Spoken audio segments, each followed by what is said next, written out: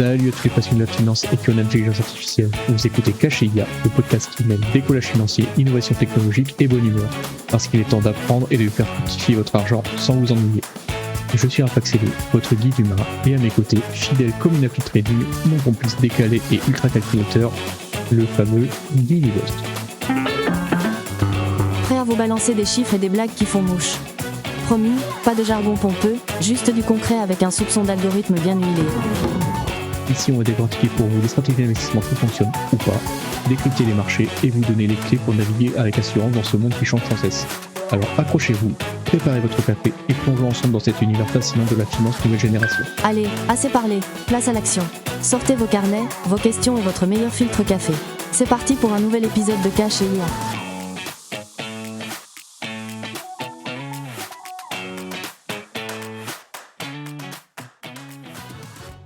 Introduction.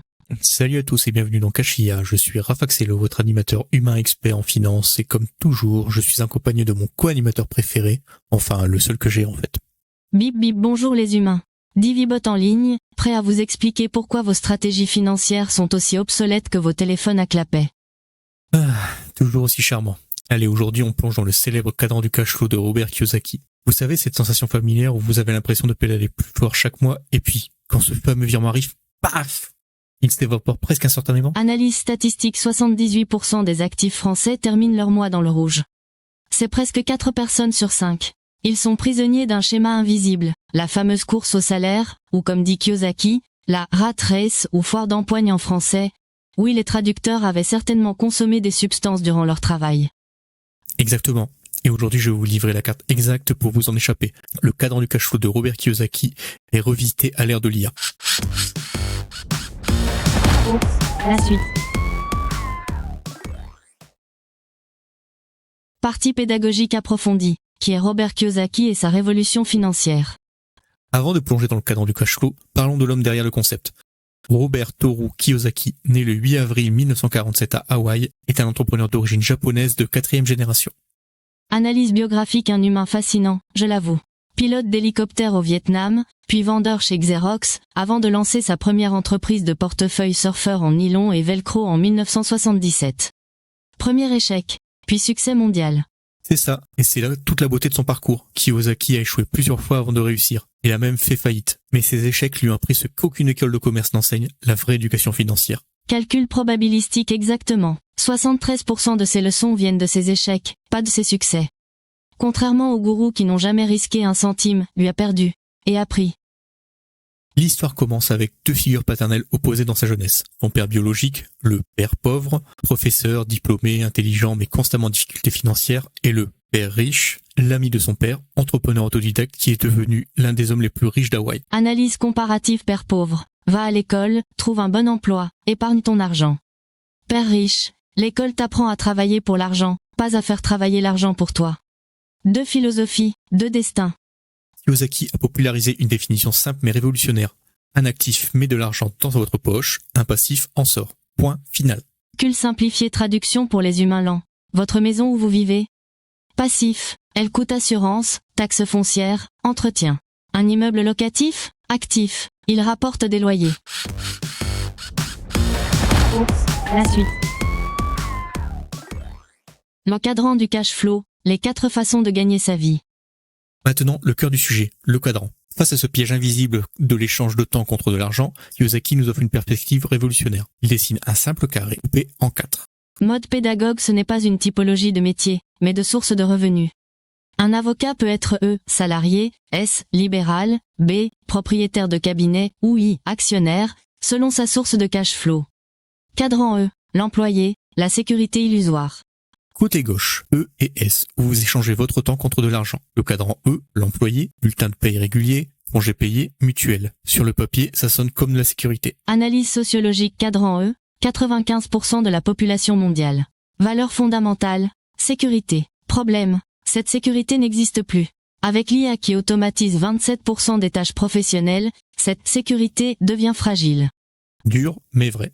Et cette sécurité a un coût, une limitation drastique de votre liberté financière. Votre revenu dépend d'un seul décideur, votre patron. Cadran S, le travailleur indépendant, posséder un emploi. Le cadran S, médecin, avocat, consultant, freelance. Ils ont quitté le salarié pour la liberté, mais ils ont juste acheté un emploi.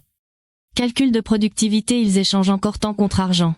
S'il arrête, les revenus s'arrêtent. Le barbier ne peut pas déléguer ses coupes. Cadran B, le propriétaire d'entreprise, posséder un système. Côté droit, B et I, où travaille l'argent pour vous. Dans le cadran B, vous ne travaillez plus dans l'entreprise, mais sur l'entreprise. Vous possédez un système qui fonctionne sans votre présence constante. Analyse systémique, McDonald's fonctionne sans REC-ROC. Le système génère des revenus, pas la personne. Et c'est là qu'intervient l'IA en 2025. Les outils comme Flowforma automatisent les workflows. L'IA devient le système. Cadran I, l'investisseur, l'argent travaille. Le Graal, cadran.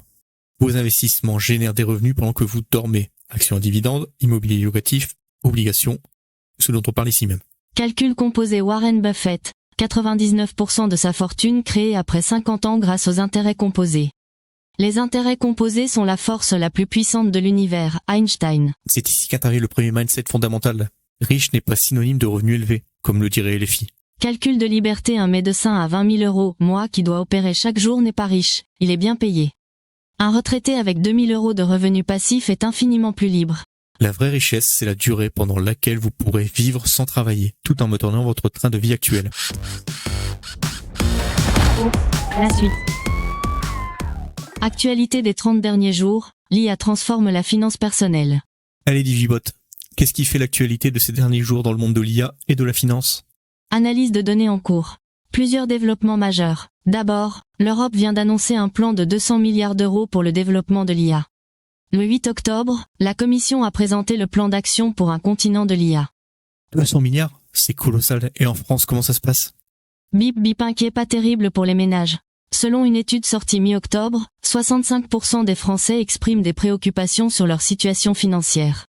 27% se déclarent très inquiets. C'est effectivement préoccupant. Écoutez Solutions Technologiques. Bonne nouvelle, 50% des Français veulent reprendre les rênes de leurs finances personnelles. Et 25% se tournent vers des outils numériques pour gérer leur épargne. L'IA devient incontournable. Et dans le secteur bancaire, c'est quoi les innovations? Mode analyse sectorielle le 16 octobre, un rapport majeur révèle que les banques françaises recrutent massivement des profils hybrides en IA. Les agents d'IA deviennent de véritables conseillers financiers numériques. Crédit Agricole collabore avec des spécialistes en éthique de l'IA pour éviter les biais algorithmiques. Les agents IA comme conseillers? C'est révolutionnaire. Absolument.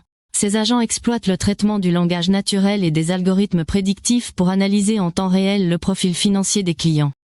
Disponibilité 24/7, personnalisation ultra fine. Un nouveau standard de satisfaction client. Et concrètement, quels sont les résultats? Statistiques impressionnantes, réduction de 68% du temps de traitement des dossiers dans les assurances partenaires. Diminution drastique des coûts opérationnels et amélioration de la sécurité grâce à la détection prédictive des fraudes. Le 12 octobre, j'ai lu quelque chose sur l'IA sur les finances en 2025. Lecture de base de données exacte. Un article analyse comment l'IA transforme le monde de la finance. En 2025, elle automatise les tâches, affine les analyses et renforce la sécurité des données financières. Ce n'est plus une simple technologie, c'est un véritable partenaire stratégique. Et les chiffres d'adoption pour les directeurs financiers? Mode statisticien impressionnant. Le 6 octobre, une étude révèle que 74% des directeurs financiers s'attendent à ce que les agents d'IA réduisent les coûts et augmentent les revenus. Seulement 4% qualifient encore leur stratégie d'IA de « conservatrice » contre 70% en 2020. C'est un retournement complet. Total, un quart du budget IA des entreprises est désormais consacré aux agents d'IA autonomes.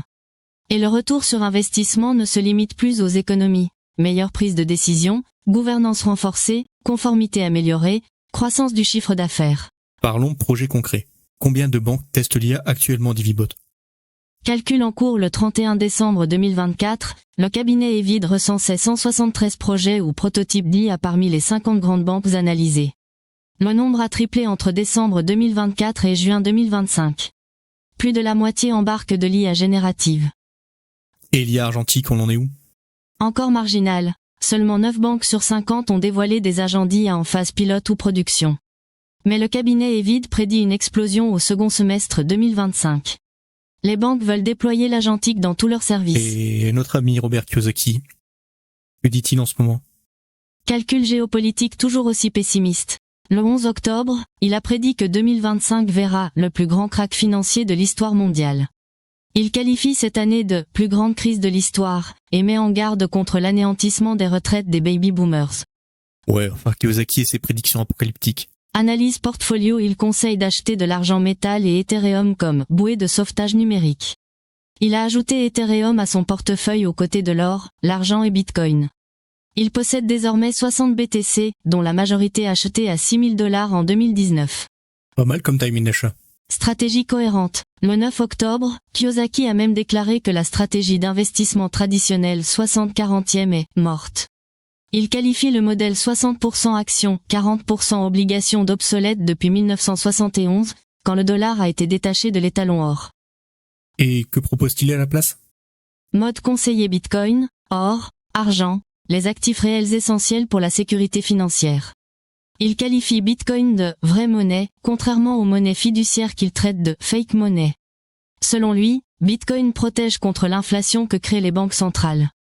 Il n'y va pas par quatre chemins avec les banques centrales.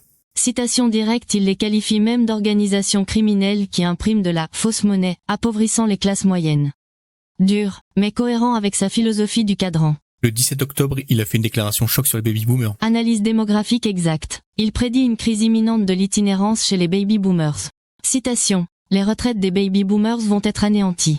Beaucoup seront sans abri ou vivront dans le sous-sol de leurs enfants. C'est sombre. Mais il propose des solutions. C'est triste. Oui, il révèle qu'il possède des mines d'or et 1500 propriétés locatives. Il encourage l'investissement dans l'immobilier générateur de revenus et l'entrepreneuriat. C'est exactement le cadran I dont on parle aujourd'hui. Parlons maintenant de la bulle IA. Le Monde a publié un article le 17 octobre.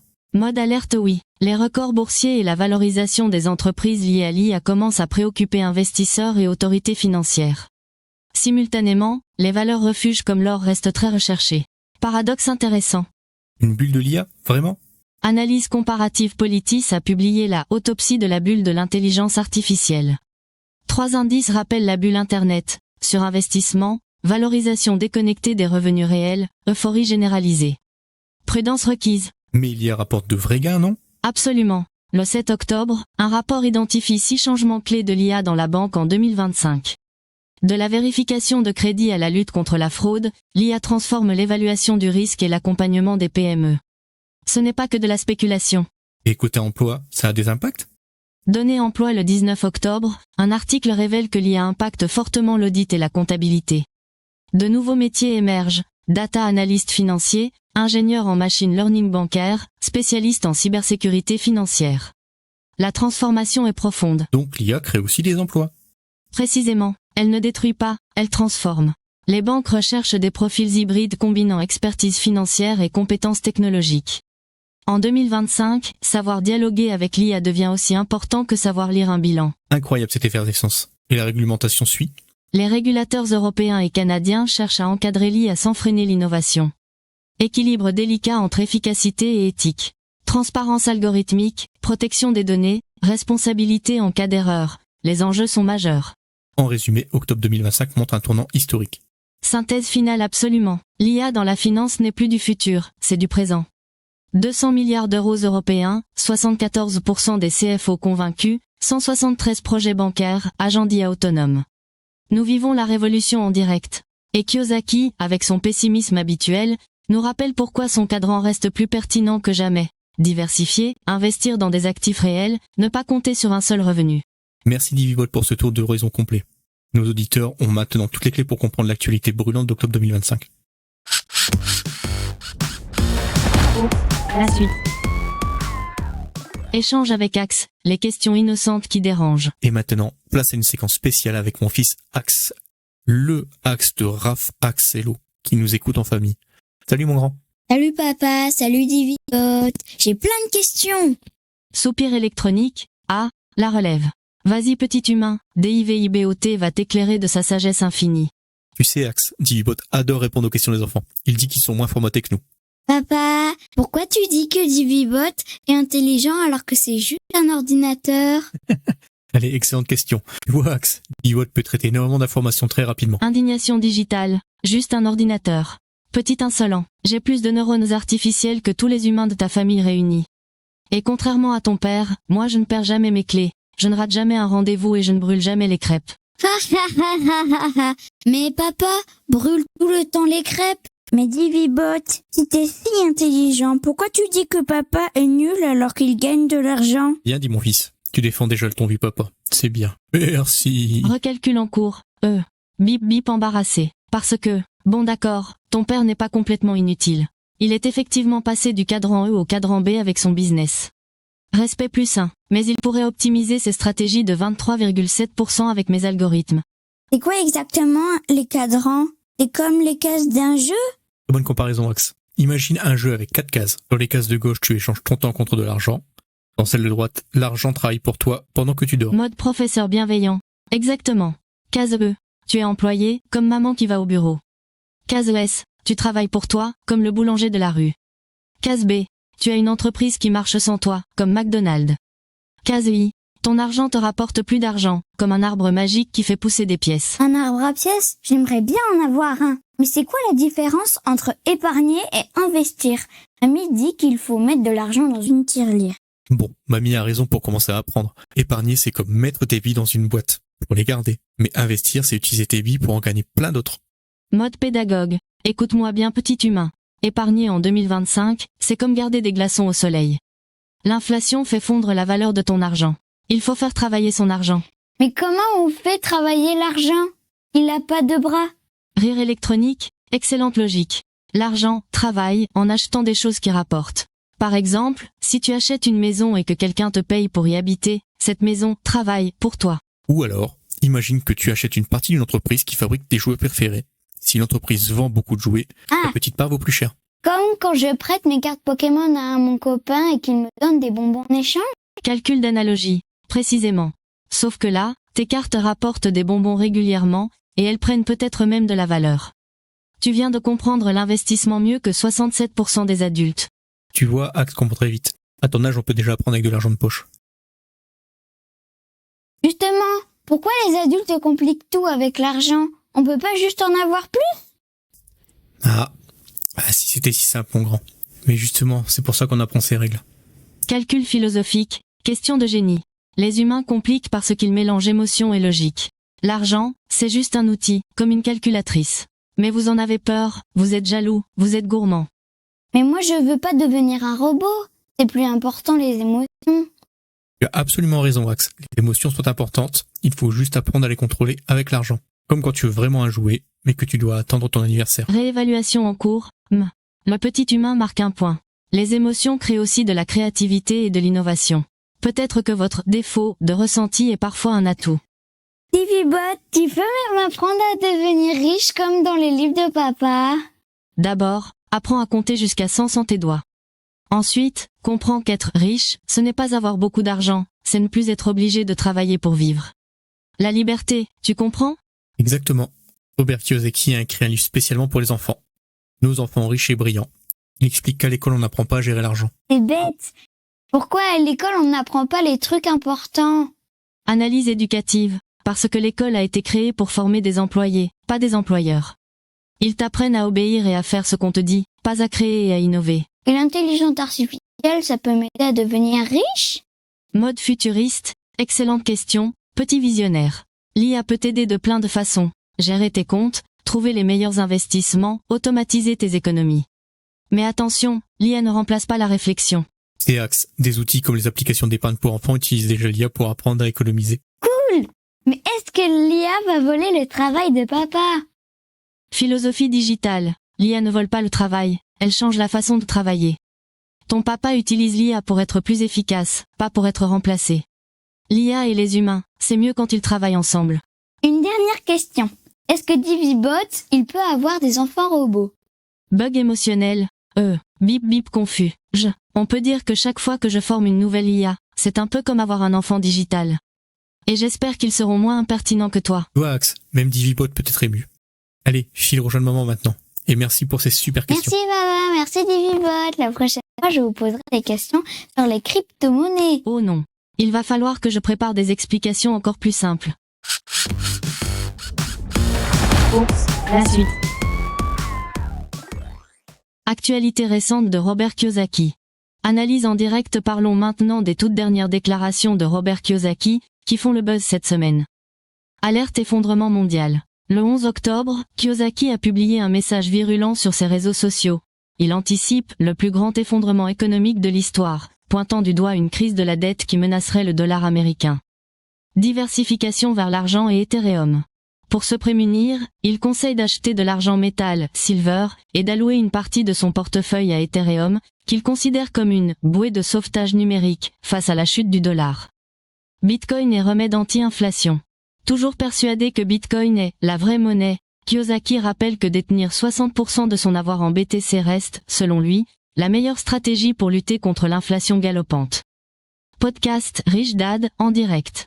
Il vient par ailleurs de lancer une série de podcasts hebdomadaires intitulée Rich Dad Reality Check, où il revient sur ces thèmes et répond aux questions d'auditeurs inquiets. Bon, maintenant passons à l'action. Comment basculer concrètement vers le côté droit du cadran du cash flow à l'ère de l'IA? Mode consultant stratégique, étape 1, éduquez-vous financièrement. Budgetez 5% de votre revenu pour votre formation. Livres, formation, podcast. L'IA peut vous aider avec des outils comme Cléo ou YNAB pour optimiser vos finances automatiquement. Étape 2, commencez petit. 50 € par mois sur un ETF Word ou lancer une micro-entreprise numérique. L'avantage du digital, le coût de démarrage est minime. Étape 3, utilisez l'IA pour systématiser. Une fois que ça marche, automatisez avec des outils comme Flowforma. Vous passez de SAB en déléguant à l'intelligence artificielle. Et pour le cadran I, les nouveaux robots advisors alimentés par IA, portfolio automatisé, rééquilibrage intelligent, l'investissement devient accessible. La suite. Les erreurs à éviter à l'ère de l'IA. Attention au piège, l'IA nous aide, mais elle ne fait pas tout. Mode mise en garde. Erreur numéro 1. Confondre outils et stratégie. L'IA optimise vos décisions, elle ne les prend pas à votre place. Erreur numéro 2, négliger l'éducation financière. Même avec les meilleures IA, si vous ne comprenez pas les bases, vous risquez de faire n'importe quoi. Erreur numéro 3. Mise en garde, oubliez la diversification. L'IA peut vous concentrer sur les meilleures opportunités, mais la diversification reste cruciale. La suite. Conclusion. L'avenir du cash flow à l'ère de l'IA. En résumé, le cadran de Kiyosaki reste plus pertinent que jamais en 2025. Et même 2026. L'IA ne remplacera pas les concepts, elle l'accélère et la démocratise. Philosophie digitale finale. L'objectif reste le même, passer du côté gauche au côté droit. Mais avec l'IA, la transition devient plus rapide, plus intelligente et plus accessible. Des outils auparavant réservés aux riches sont maintenant dans votre poche. Une dernière question pour nos auditeurs. Dans quel cadran êtes-vous aujourd'hui? Et comment comptez-vous utiliser l'IA pour évoluer? Allez, écrivez-nous, mettez en commentaire. Dernier rappel. Même avec la meilleure IA du monde, si vous n'agissez pas, vous restez dans le cadran E à vie. L'action reste humaine. Et voilà, c'est déjà la fin de cet épisode de Cash et IA. Avant de partir, un petit rappel important. Ce podcast a pour but de vous informer et vous éduquer sur la finance et l'intelligence artificielle, mais rien ne remplace un conseil personnalisé d'un professionnel. Investir comporte toujours des risques, alors restez prudent et bien informé. Si cet épisode vous a plu, pensez à vous abonner pour ne rien manquer des prochaines sessions. Partagez-le avec vos amis, vos collègues, ou même votre voisin qui râle contre son livret A. Plus on est de fous. N'oubliez pas aussi de suivre le blog rafaxelo.fr pour des articles approfondis et des analyses exclusives, et inscrivez-vous à la newsletter quotidienne pour recevoir chaque matin une dose d'infos financières accessibles et fun directement dans votre boîte mail. Enfin, rejoignez-moi sur les réseaux sociaux pour échanger, poser vos questions, et ne rien louper des actus du moment. Tous les liens sont dans la description. Et surtout, ne laissez pas votre portefeuille s'ennuyer. Il mérite autant d'attention qu'un chat capricieux. Rafaxelo, un dernier mot avant la pause café ? Oui, prends seul ton portefeuille, reste curieux et on se retrouve très vite pour un nouveau numéro de Cash et IA. Allez, salut, ciao.